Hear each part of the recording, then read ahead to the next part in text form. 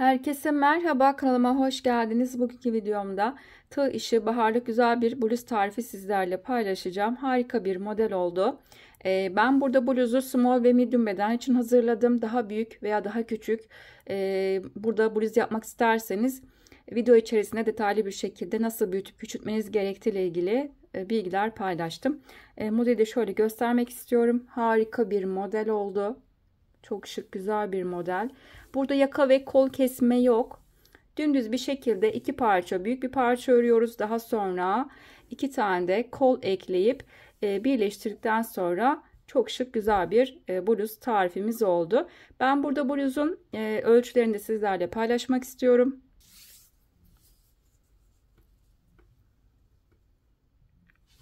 ...50 santim eni var ve yükseklik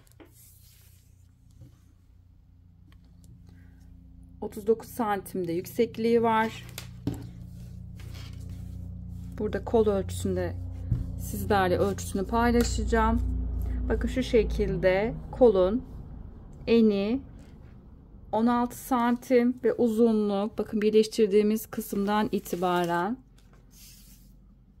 ölçtüğüm zaman da 45 santimde uzunluk var. Bu şekilde bluzun ölçüleri. Videomuza geçmeden önce sizlere küçük bir hatırlatma yapmak istiyorum. Kanalıma abone olmak ücretsizdir. Ücretsiz olarak kanalıma abone olabilirsiniz. Instagram adresinden beni takip etmek isterseniz videoların açıklama kısmına linkini ekliyorum. Oradan tıklayarak ulaşabilirsiniz. Bir de bluzun üzerimdeki duruşunu Instagram adresimde paylaşacağım. Bunu da belirtmek istiyorum. Videolarımı beğenmeyi ve yorumlarınızı bırakmayı unutmayın lütfen. Şimdi bluzun yapımına geçelim. Burada bluz için malzemeler hakkında bilgi vermek istiyorum. Alize Diva'nın bir ipini kullandım. Renk kodu 132 numara ve burada 100 gram 350 metre uzunluğunda bir ip. Ben toplamda 3 adet kullandım. Daha büyük beden için daha fazla almanız gerekiyor. Ve tığ numaram ise 3 milimetre bir tığ kullanacağım. Yaptığım bluzla ilgili sizlere önden bilgi vermek istiyorum. Yaptığım parçaların hem burada ölçüsünü paylaşacağım ve kaç tane sayıyla başlamadığımda bilgisini vereceğim. Burada bluza başlarken ben burada 122 tane zincirle başladım. Yapacağımız model 4 ve katlar üzerinde olduğu için 120 tane 4'ün katı bir zincir çektim ve fazladan en son 2 tane zincir çekmeniz gerekiyor. 4'ün katı bir zincir ve artı 2 tane zincir sayımız olması gerekiyor. Burada ilk sırada 120 tane trabzan var ve ilk sıradaki benim model sayım 30 tane üçerli grup trabzan yaptım. Bu şekilde ve burada toplamda kaç model yaptığımın da bilgisini vermek istiyorum. 1, 2, 3, 4, 5, 6, 7, 8, 9, 10, 11, 12 ve 13 tane model yaptım. Ve burada sizlere ölçüsünü de vermek istiyorum. Eni 50 santim ve boyu da ben daha biraz crop tarzı çalıştığım için yükseklikte 39 santim. Burada isterseniz boyunu biraz daha uzatabilirsiniz. 50 santim eninde oldu. Daha büyük beden için 4'er 4'er zincir sayınızı arttırıp daha arttırabilirsiniz. Bedenini büyütebilirsiniz. Daha küçük yapmak için de 4'er 4'er zincir sayınızı azaltmanız gerekiyor. Bu şekilde dümdüz iki tane aynı ölçüde ön ve arka parçayı ördükten sonra şimdi kol için de bilgi vermek istiyorum sizlere. Burada kol için de ben burada ilk zincirimi 82 tane zincirle başladım. 80 tane 4'ün katı bir zincir ve fazladan 2 tane zincir çektik. 82 tane zincirle başladım ve ilk sırada benim trabzan sayım 80 tane trabzan var ve üzerine 20 tane üçerli grup trabzan yaptım. Şimdi burada sizlere model sayısını vermek istiyorum. Bakın buradaki her bakın zincirli model benim bir modelim olacak. 1, 2, 3, 4, 5, 6, 7, 8, 9, 10, 11, 12, 13 ve 14 tane model yaptım. bir sıra ön ve arka parçadan bir sıra kol için fazladan örmüş oldum. Şimdi bu şekliyle sizlere ölçüsünü de vermek istiyorum. Bakın, eni 32 santim ve yükseklikte 44 santimde yükseklik var. Ben burada en son parçaları ördükten sonra da buharlı ütü yaptım. Bunu da belirtmek istiyorum. Ütülenmiş haliyle sizlere ölçüsünü veriyorum. Burada ütülenmeden önceki hali her birinden, yani ön ve arka parçadan 4 santim hem eninden hem boyundan ütüleyince daha fazla genişleme yaptı. Bunu da söylemek istiyorum. Şimdi bu şekliyle parçayı, kol içinde 2 tane parça aynı şekilde öreceğiz. İstediğiniz şekilde bunu dörder dörder zincir sayınızı arttırıp veya azaltabilirsiniz. Kol ölçüsünü ayarlamak içinse burada kolunuzun en kalın kısmını ölçtükten sonra burada ölçüyü alıp ön ve arka parçayı ütüleyip buradaki hangi kısma denk geliyorsa buradaki ölçünüz, ona göre zincir sayınızı, modelinizi ayarlayabilirsiniz. Bu şekilde de yapabilirsiniz. Şimdi ben burada parçalarla ilgili bilgi verdim. Sizlere daha küçük bir modeli paylaşacağım. Şimdi, zincir çekmeden önce ilk önce bluzun beden ölçüsünü nasıl almanız gerektiği ile ilgili bilgiler paylaşacağım. Burada ben yapacağım bluz hem small bedene hem de medium bedene olacak. Daha küçük veya daha büyük beden hazırlamak içinse ölçüde şu şekilde almanız gerekiyor. Vücudunuzun en geniş, yani göğüs çevresini ölçtükten sonra burada 4-5 santim kadar fazladan zincir çekmeniz gerekiyor. Örneğin burada göğüs çevrenizi ölçtünüz. Örneğin 90 santim geldi. Bunun yarısı 45 santim ön bedeni oluşturacak. Diğer yarısı da 45 santim arka bedeni oluşturacak. 45 santim zincir çekip ve ekstra fazladan 5 santim daha zincir çekmeniz gerekiyor. Yani ön beden ve arka beden için 50'şer santim ayrı ayrı zincir çekmeniz gerekiyor. Bu şekilde bedeninizi ayarlayabilirsiniz veya sevdiğiniz bir kazak olur. Onu o şekilde de sevdiğiniz kazağın ölçüsünde eninde zincir çekip 5 santim kadar daha fazladan zincir çekebilirsiniz. O şekilde de ayarlama yapabilirsiniz. Ben daha küçük boyda başlayacağım için 4'ün katı ilk önce bir zincir çekeceğim. 32 tane zincir çekeceğim. İlk önce 4'ün katı bir zincir. Bunu ilk kilit yaptım. Bunu zincirden saymıyorum. Zincirleri çekerken çok sıkı şekilde çekmeyeceğim. 1, 2, 3, 4. Bu şekilde ilk önce 32 tane zincirimizi çekip gelelim. Zincirimi burada çektim. 4'ün katı olan 32 tane zincir çektik. Şimdi fazladan 2 tane zincirimiz olması gerekiyor. 1 ve 2. Toplamda yani 34 tane zincirimiz olmuş oldu.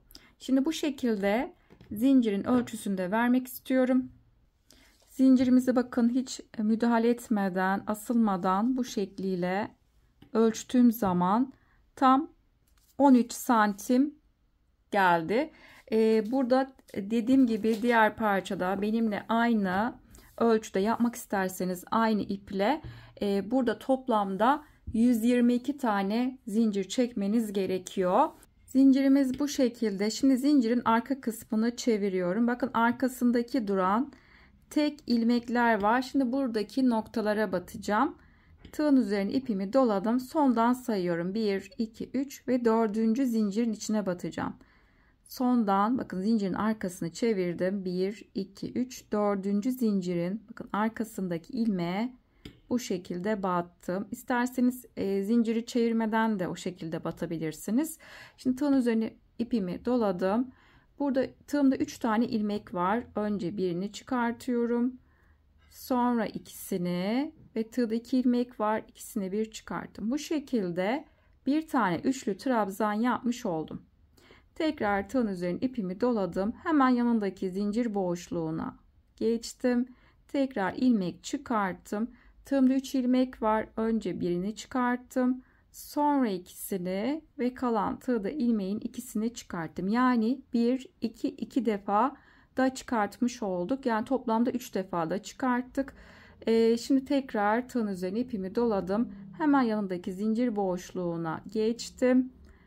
Buraya önce birini çıkarttım. Sonra ikisini ve kalan tığdaki 2 ilmeği ikisini çıkarttım. Bakın bu şekilde baştaki zincirle birlikte 4 tane üçlü trabzanım olmuş oldu. Tekrar tığın üzerine ipimi doladım ve hemen yanındaki zincir boşluğuna geçtim. Bu şekilde her zincir boşluğuna birer defa üçlü trabzan yapalım ve bu şekilde sıra sonuna kadar gelelim. Sıramın sonuna geldim ve bu şekilde toplamda ilk buradaki zinciri de bir tane trabzan kabul ettiğimiz için toplamda 32 tane trabzan olmuş oldu. Şimdi bu şekliyle sizlere ölçüsünü vermek istiyorum.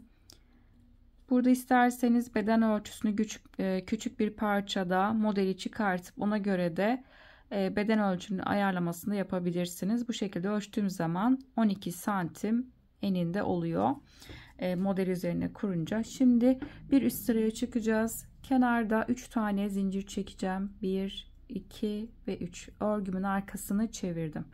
Şimdi hemen dibindeki boşluğa, ilk boşluğun içine batıp buraya ilk birinci üçlü trabzanı yapmış oldum. Bir sonraki yanındaki boşluğa ikinci üçlü trabzan, zinciri de bir tane trabzan kabul ediyoruz. Yani 3 tane olmuş oldu ve yanındaki boşluğa dördüncü trabzanı yaptım. Şimdi 10 tane zincir çekeceğim. 1, 2, 3, 4, 5, 6, 7, 8, 9 ve 10. Tığın üzerine ipimi doladım.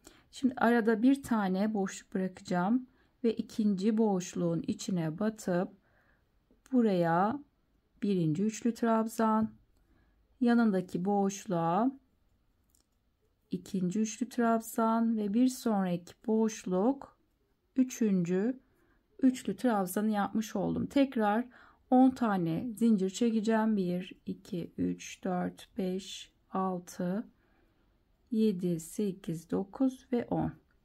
Tekrar bir tane boşluk bırakıp ikinci boşluğun içine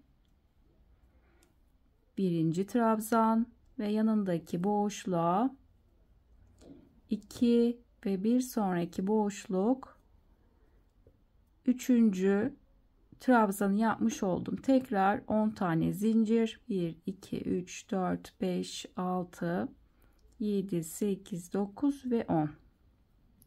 Bir boşluk atladım ve ikinci boşluğun içine bir, yanındaki boşluk 2 ve üçüncü trabzanı bu şekilde yaptım.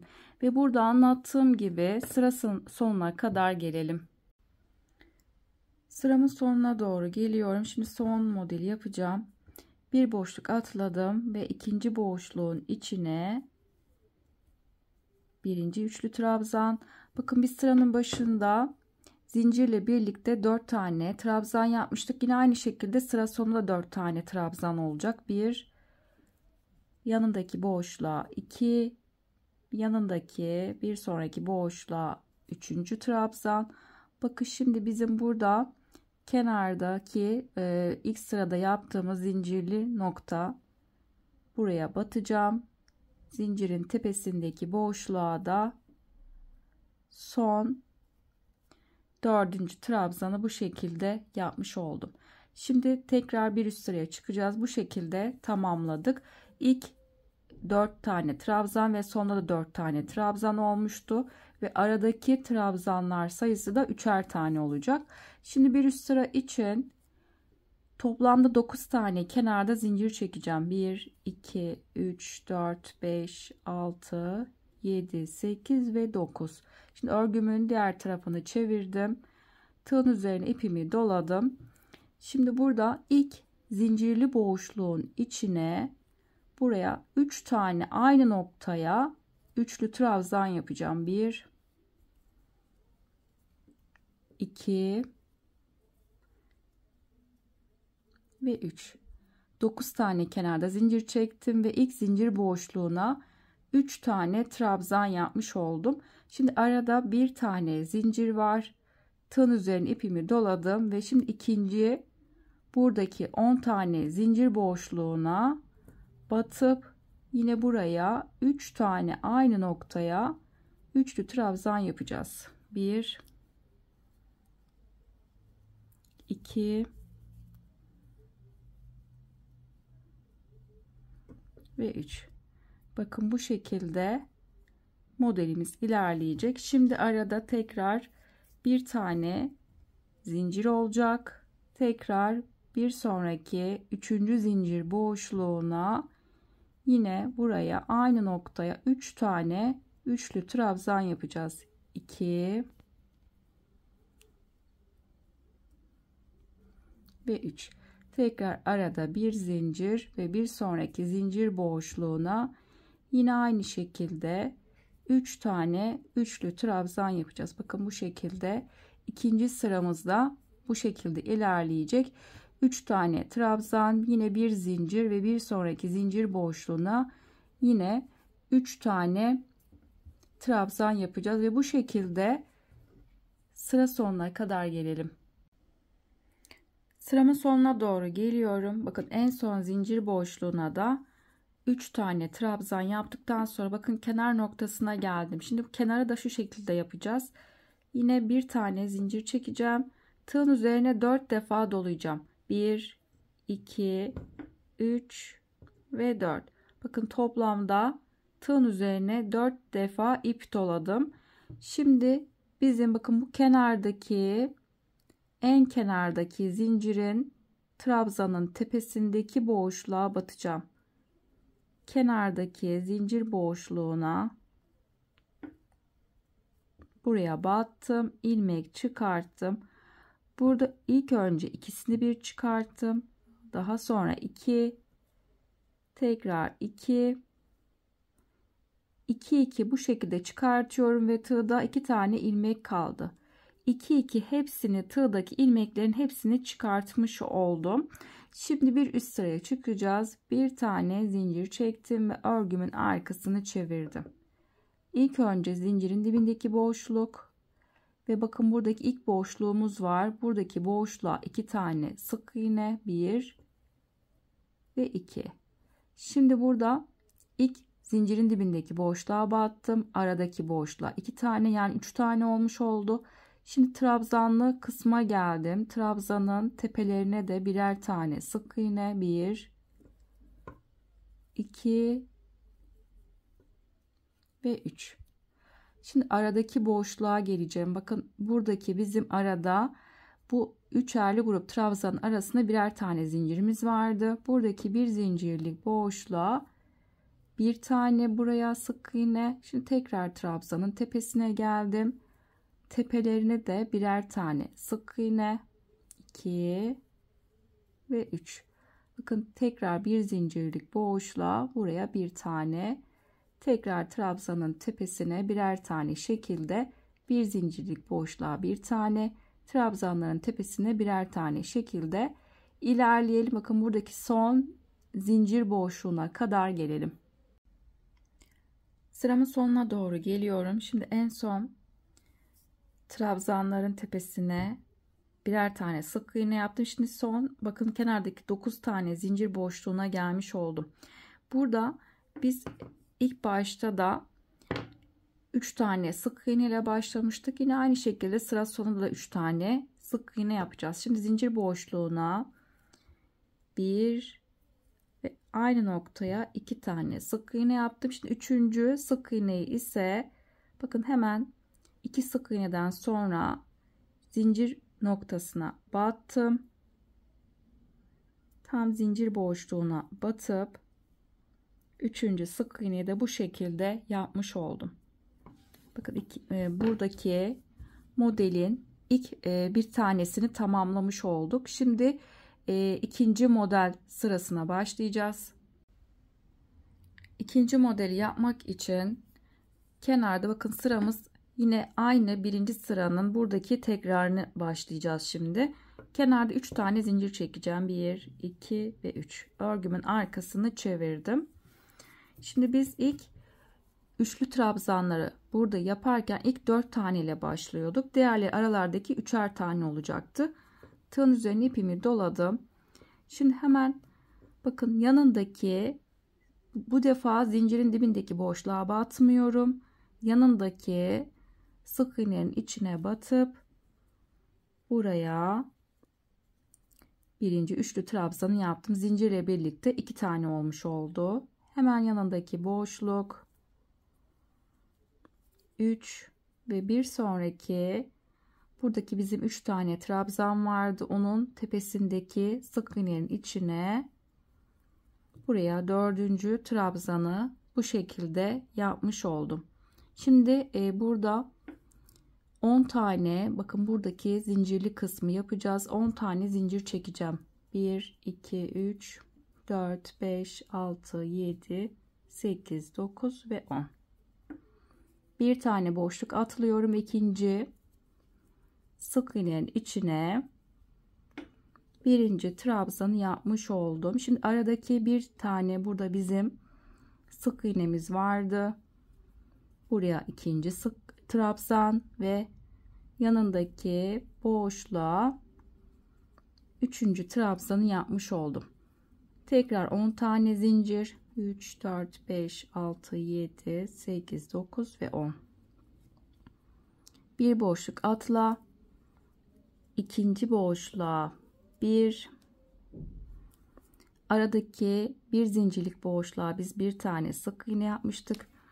Buraya ikinci trabzan ve yanındaki boşluğa üçüncü trabzanı yaptım. Bu şekilde tekrar 10 tane zincir, yine bir boşluk atla, ikinci boşluğa birinci trabzan, aradaki bir zincirlik boşluğa bir sık iğne yapmıştık. Buraya ikinci trabzan ve bir sonraki boşluğa üçüncü trabzan şekilde, bakın tam ara boşluğa bu şekilde modelimizi yerleştiriyoruz ve sıra sonuna kadar geliyoruz.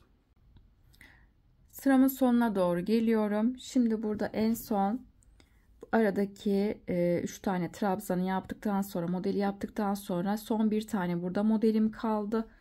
10 tane zincir çekeceğim. 1 2 3 4 5 6 7 8 9 ve 10. Şimdi son modeli yapmak için bir boşluk atladım ve ikinci boşluktan itibaren tekrar trabzan yapacağım. Sıra sonu da biz 4 tane trabzan yapıyorduk. Bakın 1 2 3 4 tane boşluğum var. Bunlara birer tane trabzan yapacağım. 2 3 ve son kenardaki sık iğnenin içine 4. trabzanı bu şekilde yapmış oldum. Bakın bu sırayı da ilk sıranın buradaki aynısını yaptık. Şimdi bir üst sıraya çıkacağız. Bakın buradaki ikinci sıranın buradakinin aynısını yapacağız. Şimdi kenarda biz 9 tane zincir çekeceğiz. 1 2 3 4 5 6 7 8 ve 9. Örgümün arkasını çevirdim. Şimdi ilk zincir boşluğuna batacağım. İlk zincir boşluğuna buraya 3 tane trabzan,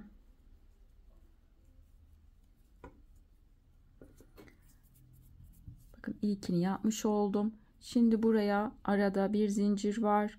Bir sonraki ikinci zincir boşluğuna battım. 1 2 ve 3 tane trabzan, tekrar arada bir zincir ve bir sonraki 10 zincirlik boşluğa tekrar buraya 3 tane trabzan,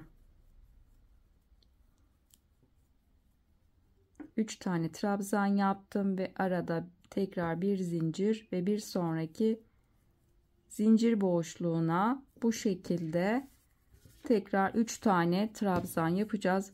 Bu şekilde zincir boşluklarına 3'er tane trabzan yapalım. Arada da birer tane zincirimiz olacak. Tekrar sıra sonuna kadar gelelim. Sıramın sonuna geldim. Şimdi burada en son 3 tane trabzanı yaptıktan sonra kenar oluşturacağız.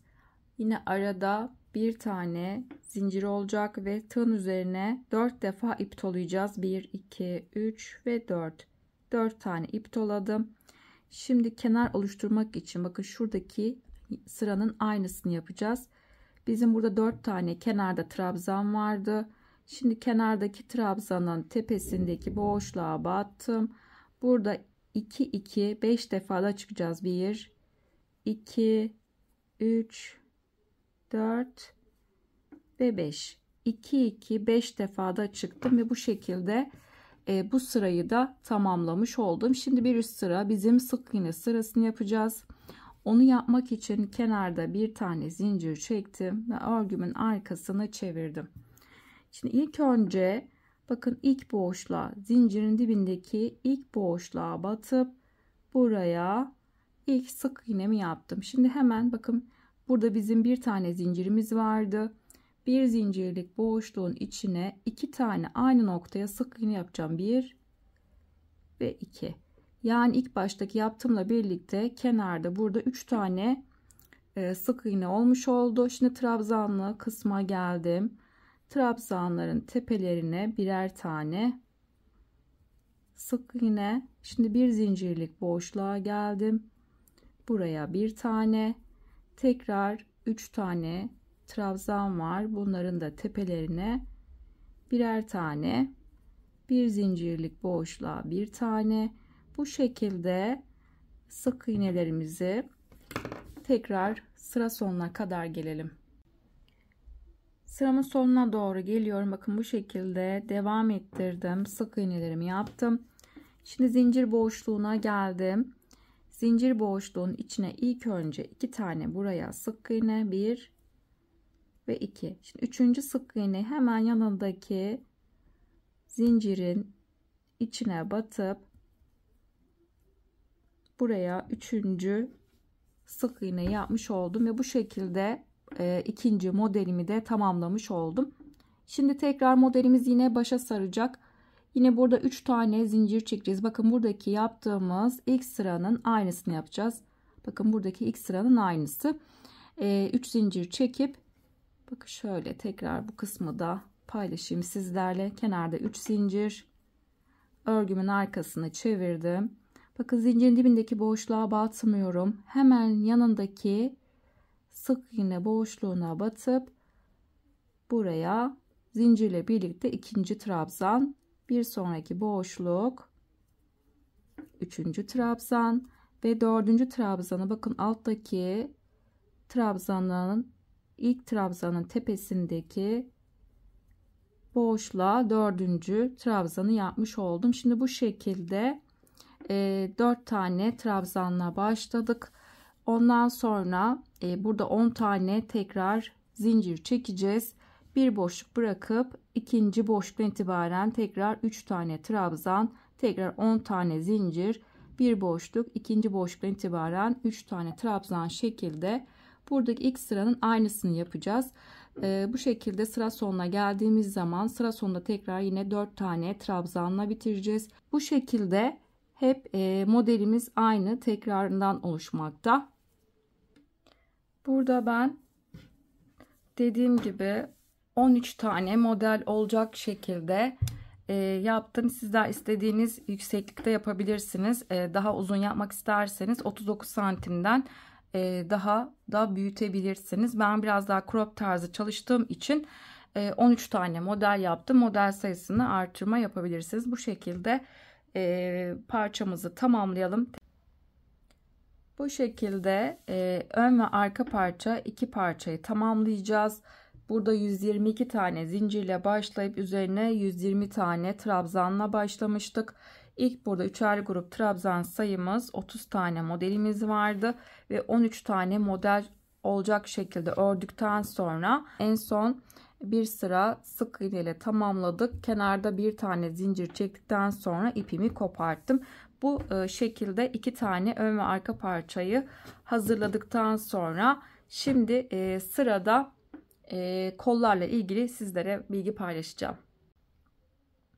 Kol içinde yine aynı biraz önce gösterdiğim modelde yine aynı şekilde başlayacağız. Burada sadece zincir sayımız 82 tane zincirle başlayacağız ve üzerine 80 tane trabzan yapacağız ilk sırada Ve burada üçerli grup trabzan sayısı ise 20 tane olacak. 20 tane model olmuş olacak.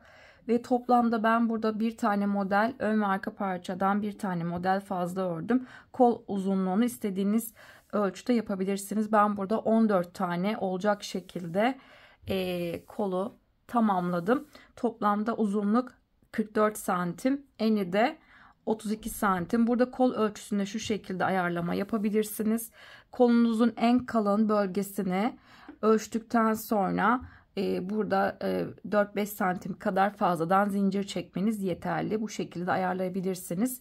Ya da biz burada diğer ön ve arka parçayı hazırladığımız parçayı burada buharlı ütü yaptıktan sonra kolunuzun en kalın bölgesine bu şekilde ikiye katlayıp en rahat olacak şekilde burada buna göre de ayarlamada yapabilirsiniz. Baktınız kaç tane burada trabzan sayısına denk geliyorsa en kalın kolunuzun en kalını ölçtüğünüz zaman ona göre de ayarlama yapabilirsiniz. Şimdi bu şekilde parçalarımızı tamamladık. Şimdi bu yaptığımız parçaların birleştirmesini sizlerle paylaşacağım. Şimdi burada iki parçayı birbirine birleştireceğiz. Omuz kısmından birleştirmesini yapacağız. Ön ve arka parçayı ben burada aldım. Ters tarafı bize bakacak şekilde koydum. Şimdi ters tarafını şu şekilde ayarlamasını yaptım. Biz ilk sırada üçlü trabzanlar yapmıştık. Bu üçlü trabzanların bakın ters tarafı bize bakacak şekilde parçamı koydum. Bakın düz tarafı da şu şekilde görünecek. Düz tarafı, iki tarafında düz tarafı içte kalacak ve ters tarafları dışta kalacak şekilde koydum. Bakın ben omuzun bir tarafını diktim. Bakın bu şekilde. Şimdi diğer tarafı da omuz kısmının dikilişini sizlerle paylaşacağım. Burada yaka açıklığını ne kadar olmasını isterseniz o kadar boşluk bırakıp omuz kısmını da ben bu kadar pay bıraktım. Burada toplamda 1, 2, 3, 4, 5 tane bakın kenardan saydığım zaman 5 tane üçlü trabzan bırakmış oldum. Tam ortadaki sık iğneye kadar ben burada dikeceğim bu kısmı. 5 tane üçlü trabzan, istediğiniz kadar omuz kısmı dikebilirsiniz. Burada yaka açıklığı ne kadar olmasını isterseniz o şekilde ayarlama yapabilirsiniz. Burada örneğin biz buradan dikiş yapıp ben 5 tane trabzan, üçlü trabzana kadar diktim. Ondan sonra üzerinize prova yapın. Yaka açıklığını o şekilde de ayarlama yapabilirsiniz. Üzerinize giydikten sonra yaka açıklığını ayarlama kolaylıkla yapılabilir. Ben bu şekilde üzerimi deneyerek, prova yaparak bu sonucu elde ettim. Ne kadar burada boş bırakmak isterseniz, daha kapalı yaka isterseniz biraz daha dikebilirsiniz. Sizlere ölçü olarak da paylaşmak istiyorum. Bakın diktiğim kısım benim 5 tane üçlü trabzan bırakmıştım. Burada 8,5-9 santim. 9 santim kadar omuz kısmını diktim ve orta açıklığını da sizlere ölçüsünde vermek istiyorum. Buradaki bizim boyun açıklığı da 34 santim kadar. Şimdi burada ipimizi geniş uçlu bir iğneye taktıktan sonra ben kenar kısımdan itibaren başlayacağım. Biz bu omuz kısmı ters tarafından dikmiş oluyoruz. Temiz tarafı bakın, diğer tarafı şöyle göstermek istiyorum. Diktiğim kısım düz taraftaki olan görünen kısmı da bu şekilde olmuş olacak. Tam kenar kısmına ben işaretleyici takmıştım. Burada model bozulmadan karşılıklı bir şekilde dikme işlemini yapacağım. İlk önce bakın kenardaki sık iğnenin içine battım ve onun karşısındaki tam kenardaki bulunan sık iğnelerin içine bu şekilde iğnemi battım. Burada ipimi çıkartıyorum. Burada bakın kısa bir ipim var. Bununla düğüm atacağım. Burayı sabitleyeceğim.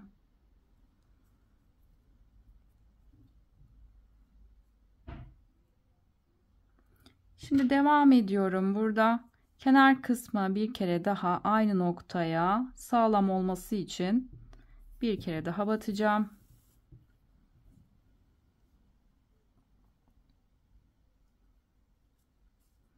Şimdi ben şu şekilde açmak istiyorum burayı kolaylıkla dikmek için. Bakın şu şekilde. Kenar noktasından itibaren başladım omuz kısmını dikmeye. Hemen yanındaki boşluğa geçiyorum. Bakın sık iğnenin ister bu şekilde de ikisini birlikte de alabilirsiniz. Ben içte kalan kısımdaki tek ilmekleri alacağım. Bakın sık iğnemiz bu şekilde. Altta kalan, bakın içteki kalan tek kanadı ve onun karşısındaki bakın sık iğnemiz bu şekilde. Tam içte kalan ilmeklere batıp bu şekilde dikeceğim.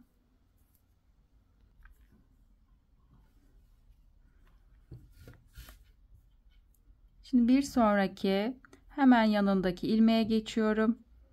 Bakın diktiğim kısım benim burası. Şimdi bir sonraki sık iğnenin içte kalan tek kanadı ve onun karşısındaki içte kalan tek kanadına batıp bu şekilde dikme işlemini yapacağım. Bakın hemen bir sonraki boşluk, sık iğnenin içte kalan tek kanadı ve onun karşısındaki bakın sık iğnemiz bu şekilde.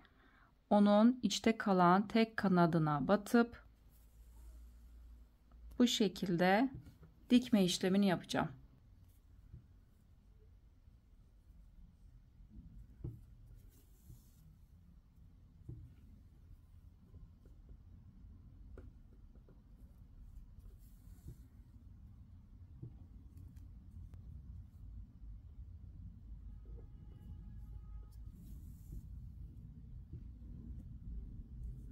Bu şekilde karşılıklı ilmeklere batıp buradaki bakın saydığım zaman 1 2 3 4 5 tane burada üçlü grup trabzan bıraktıktan sonra bizim ortada bir tane bir zincirlik boşluk vardı. Burada bir tane sık iğnemiz vardı. Buraya kadar birleştirme işlemini yapalım.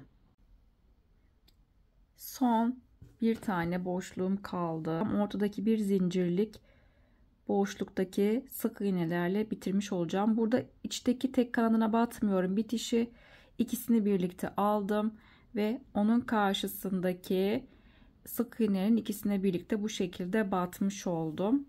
Şimdi aynı noktaya sağlam olması için bir kere daha batıp şimdi bu ipi aralardan yürüteceğim.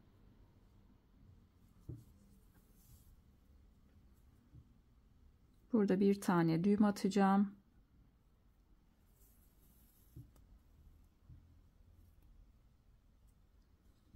Tekrar bu ipi aralardan gizleyeceğim.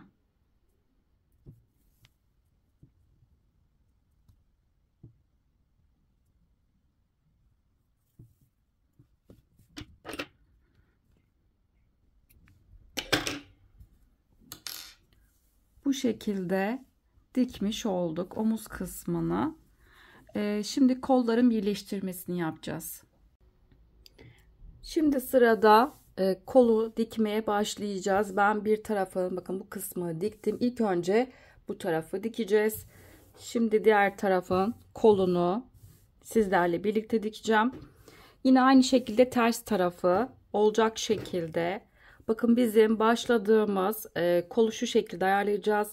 Burada üçlü trabzanla başlamıştık. Bizim bu üçlü trabzan tam bilek kısmına gelecek. Ve sık iğneyle bitirdiğimiz kısımda kolun üst tarafında olmuş olacak. Şimdi ters tarafından yine birleştirmeye başlayacağım. Kolun ters tarafı bize bakacak şekilde koydum. Ve diğer parçayı da bakın şu şekilde omuzu birleştirdim. Kısım parçayı ben açtım. Ters tarafı onu da bize bakacak şekilde koydum. Şimdi şu şekilde kolu tam ortalayacağım. Bakın tam burada birleştirme yaptığımız omuz kısmı ve kolun bu kısmının tam orta noktayı bulacağım. Bizim burada 20 tane üçerli grup trabzan vardı. 10. üçerli grup trabzan benim tam orta noktam olacak. Sizler de burada kaç tane üçerli grup trabzan varsa tam orta noktayı bulup omuzun da tam orta kısmına denk getirip o şekilde birleştirme yapmamız gerekiyor. Şimdi ben burada 10. üçerli grup trabzanı bulup tam orta noktayı işaretleyici takacağım. kenardan sayıyorum. 1, 2, 3, 4, 5, 6, 7, 8, 9 ve 10. Tam 10. üçerli grup trabzanın tepesine battım. Tam orta nokta ve omuzun da birleştirdiğim yerin tam orta noktaya buraya işaretleyici taktım.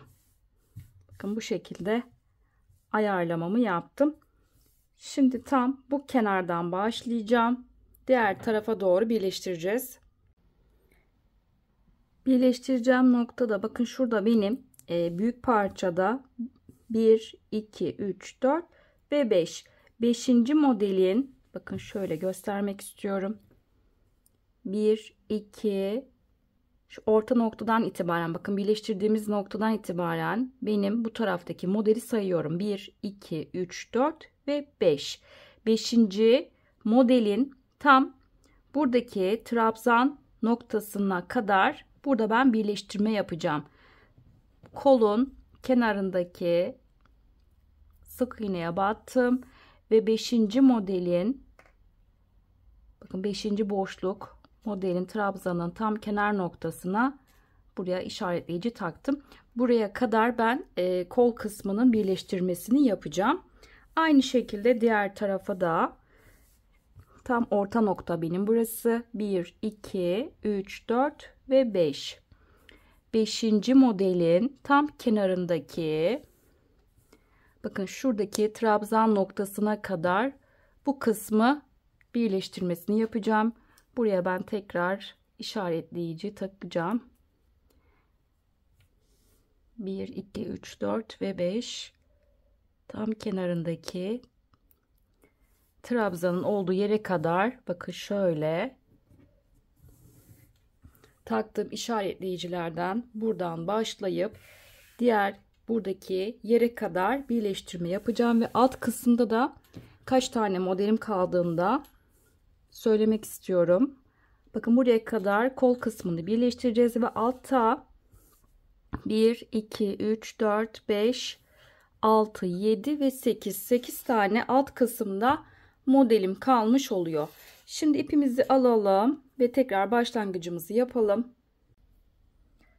Benim orta noktam burası. Kolun tam üst taraftaki işaretleyici taktığım yerden itibaren başlangıcımı yapacağım.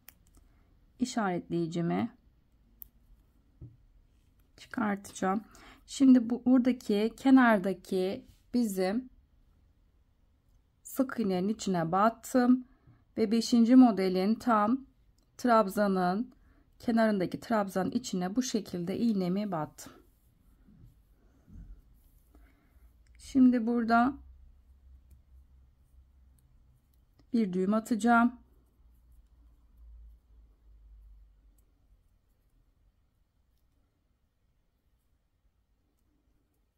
Şimdi devam ediyorum.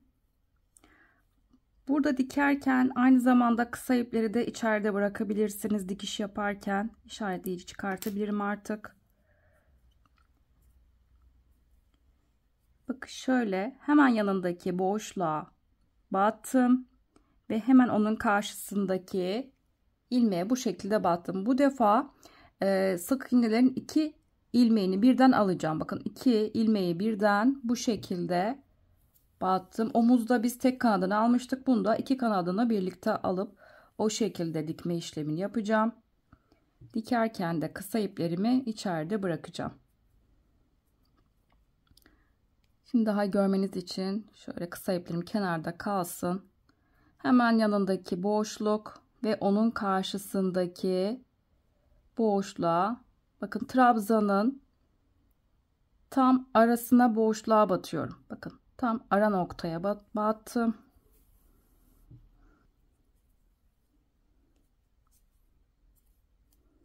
Bir sonraki hemen yanındaki sık iğnenin 2 kanadını birlikte alıyorum ve onun karşısındaki tam trabzan yaptığımız yerin arasındaki bu şekilde battım. Şimdi hemen yanındaki sık iğne bakın tam buradaki zincire geliyorum. Bakın zincirlerin tam arasına batıyorum. Bakın bu şekilde.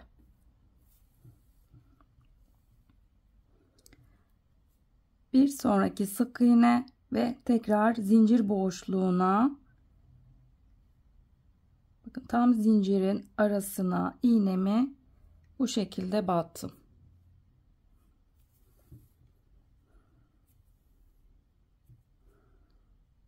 Bir sonraki sık iğne, tekrar bakın zincire batmaya devam ediyorum. Tam bu sık iğnenin karşısındaki denk gelen zincir boşluklarına batacağız. Dikerken de çok böyle sıkı sıkı dikmeyelim. Çok sıkı olursa kasma yapar. O yüzden rahat bir şekilde dikme işlemini yapalım. Hemen yanındaki boşluk ve bir sonraki zincirin içine battım.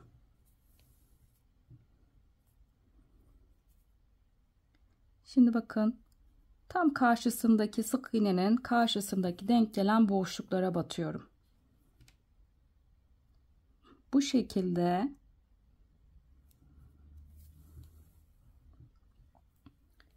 dikme işlemini yapacağız. Tam orta noktaya göre bu kısmı tam ayarlayacağız. Düzgün bir şekilde olacak.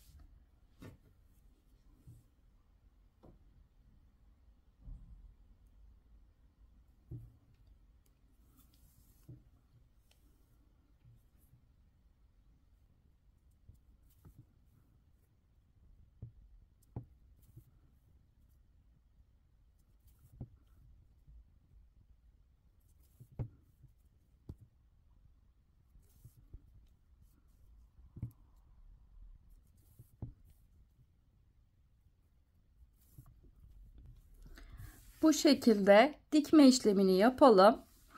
Daha sonra bakın orta noktamız bizim tam omuz birleştirdiğimiz kısım. Buraya geleceğiz. Devam edeceğiz yine aynı şekilde. Ve diğer kolun diğer tarafına kadar bakın işaretleyici taktığım noktaya kadar birleştirmemizi yapalım. Daha sonra ipimizi burada arada yürütüp ve kopartalım. Bu şekilde bu kısmı da dikip tamamlayalım.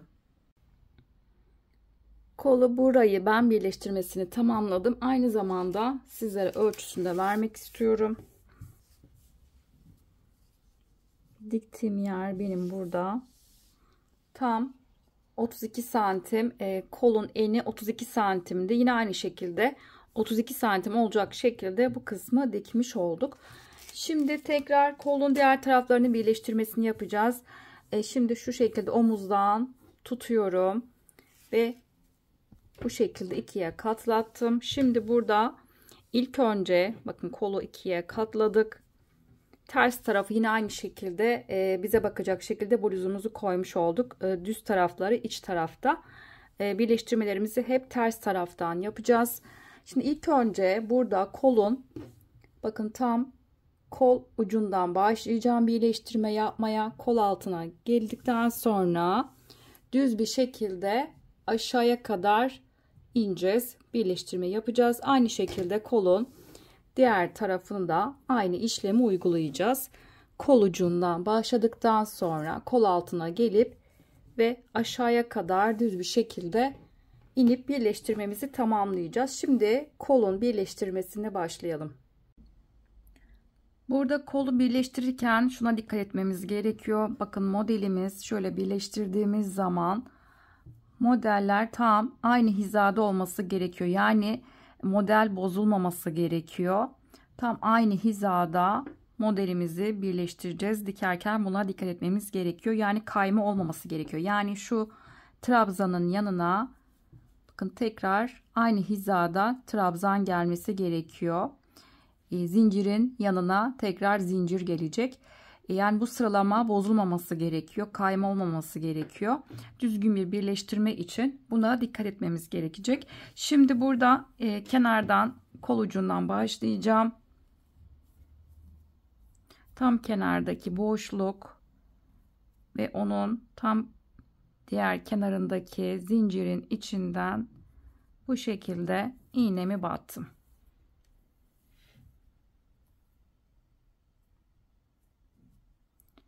Şimdi burada ben düğüm atacağım. Kenarda sağlam olması için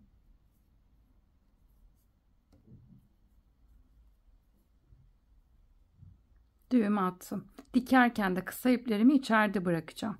Şimdi devam ediyorum. Tekrar yine aynı noktaya bir kere daha batacağım. Kısa iplerimi de iğnenin üzerine aldım. İçeride kalması için.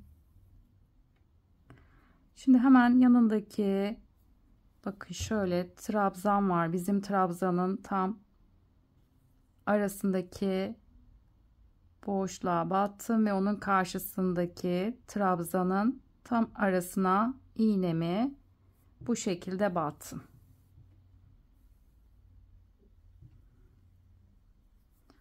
Şimdi bir sonra bakın diğer trabzana geliyorum ve onun karşısındaki trabzan boşluğuna bu şekilde battım. Devam ediyorum, burada yine trabzanın arasına battım ve diğer kenarın bakın aynı, burada nereye batıyorsam karşı tarafta da yine aynı noktaya batıyorum eşit olması için.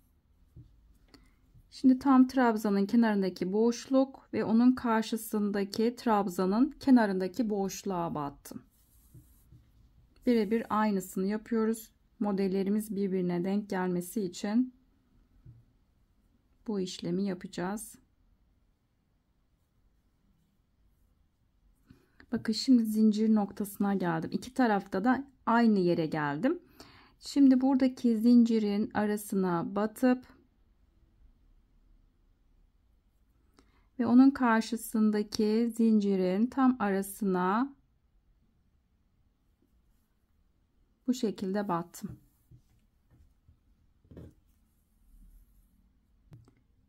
Tekrar bir sonraki zincir ve onun karşısındaki zincir boşluğuna arasına bu şekilde battım. Tekrar bir sonraki zincir ve onun karşısındaki boşluk. Bakın şimdi aynı yere geldim. Buradaki trabzanla diğer taraftaki trabzan aynı yan yana gelmesi gerekiyor. Dediğim gibi zincirler yan yana, trabzanlar da yan yana sıralı bir şekilde denk gelmesi gerekiyor. Bu şekilde devam edeceğiz dikmeye. Tekrar karşılıklı modelimiz birbirine denk gelecek şekilde devam edelim. Ve burada koltuk altına kadar gelelim. Bakın kolu bu şekilde diktim. Koltuk altına geldim. Şimdi burada düz bir şekilde tekrar aşağıya inip devam edeceğim. Kaldığım yerden bakın koltuk altı şurası. Tam yine aynı şekilde boşluklara karşılıklı batıp dikme işlemini yapacağız.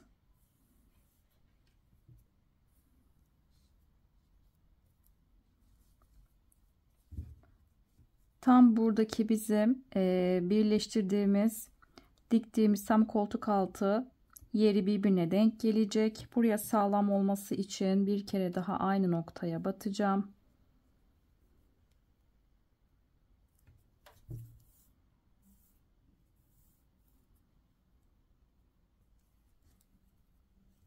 Daha sonra bakın hemen buradaki zincirlere karşılıklı batıp daha sonra yine trabzanlara karşılıklı modelimiz yine aynı şekilde denk gelecek.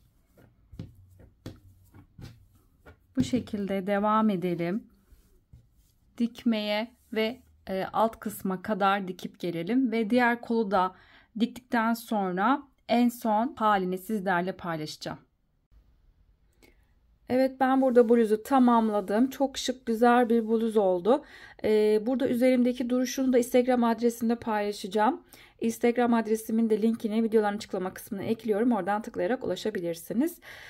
Burada toplamda ben 3 tane ip kullanmış oldum. Daha büyük bedenler için daha fazla ip almanız gerekiyor. Bir videonun daha sonuna geldik. Kanalıma abone değilseniz abone olursanız çok sevinirim. Videolarımı beğenmeyi ve yorumlarınızı bırakmayı unutmayın lütfen. Bir başka videoda görüşünceye dek hoşça kalın.